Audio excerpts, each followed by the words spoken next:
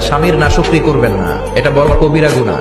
আপনি অনেক আল্লাহর ওলি হতে পারেন, নামাজি হতে পারেন, কিন্তু আপনার স্বামী যদি আপনার উপর নাখোশ থাকে, জান্নাতের দরজা আপনার জন্য খুলবে না। বিশ্বনবী ফাতেমারে বললেন, ফাতেমা, আলী কোথায়? ফাতেমা বলল, আপনার জামাই আলী আমার সাথে ঝগড়া করে বাইরে গেছে। বিশ্বনবীর চেহারাটা আগুনের গোলার মতো লাল হয়ে গেল।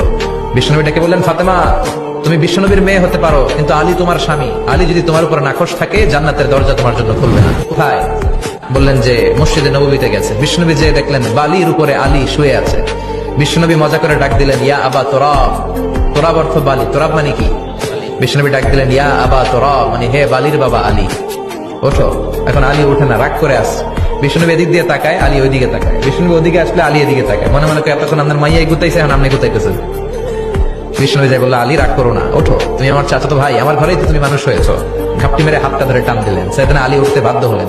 বিষ্ণুনবী কারো হাত ধরে টান দিলে ওই লোক বসে থাকতে পারে? উঠে গেলেন, ঘরে নিয়ে আসলেন। নিয়ে এসে বিষ্ণুনবী খাটের মাঝখানে শুইলেন। ডান দিকে শোয়ালেন আলীকে, বাম দিকে শোয়ালেন ফাতেমাকে। এবার মেয়ের জামাইকে আর মেয়েকে বুঝাতে লাগলেন, নসিহত করতে লাগলেন, গল্প শোনাতে লাগলেন। কি রোমান্টিক শ্বশুর! এরকম রোমান্টিক শ্বশুর পৃথিবীতে দ্বিতীয়টা খুঁজে পাওয়া যাবে? সুবহানাল্লাহ পড়েন।